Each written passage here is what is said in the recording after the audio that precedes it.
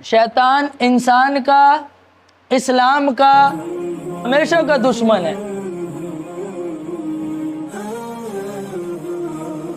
और हमेशा शैतान का यही काम रहता है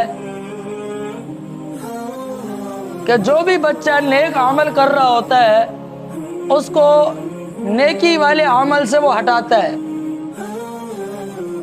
शैतान ने अल्लाह ताला से कहा था ना, मुझे इतना इख्तियार दे दें कि जो बंदा नेक काम करे मैं उसको बहकाता रहूं, वसवसा डालूं। हमने पीछे भी पढ़ा था ना, शैतान का काम क्या होता है? वसवसा डालना। शैतान ये नहीं कर सकता कि वो बंदे को जो है राह रास्त से हटा दे, वसवसा डालता है। अब बंदे के अपने इख्तियार में है। अगर वो शैतान के बहकावे में आ जाता है, अल्लाह हिफाजत फरमाए, जहन्नम उसका नसीब, उसका मुकद्दर बन जाती है। अगर नहीं आता तो फिर जन्नत में हूरे उसके लिए तैयार है। हंसी निकल गई, सुभान अल्लाह। ऐसी ऐसी बातें करते रहे तो हमारा फुरकान इंजॉय करे, हंसे, तालीम को गौर से सुने। सीरियस मूड बना के बैठा था। वो जो मैंने पिछले जुमरात कहा था ना, आंखें दिखाने वाला, जैसे हूर का नाम लिया मुस्कुराहट निकल गई।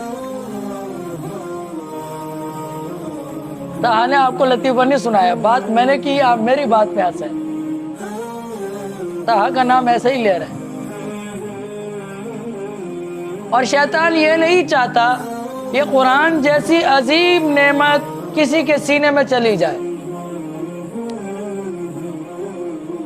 जाहिर सी बात है, पहली फजीलत ये मिलेगी, जो बच्चा हाफिज कुरान बनेगा 10 को जन्नत में ले जाएगा। वही हाफिज कुरान बच्चा आगे पता नहीं कितनों को हाफिज बना दे, फिर वो उस्ताद बन के कई बच्चों को हाफिज बनाएगा, फिर उसके शागिर्दों में कई निकलेंगे।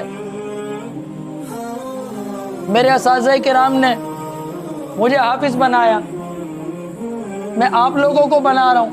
मेरे शागिर्दों में कितने हैं जो माशाल्लाह काम कर रहे हैं। कोई किस लेवल पे पढ़ा रहा है, कोई किस लेवल पे पढ़ा रहा है। तो ये शैतान का एक काम रहता है कि बच्चों को दीनी तालीम से महरूम करता है। जैसे आजकल हमारे अब्दुल्ला भाग गए,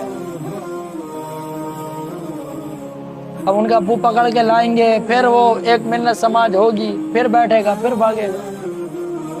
हालांकि मुझे क़री नजीबुल्लाह साहब ने बताया, कल ऑफिस में अल्लाह ताला ने ऐसा बेहतरीन हाफ़ज़ा दिया है उसको, उसने मुझे थोड़ी देर में 2 सफ़े सबक सुना दिया। अब शैतान तो शैतान है ना, उसकी भी निगाह ऐसे बच्चों पे रहती है।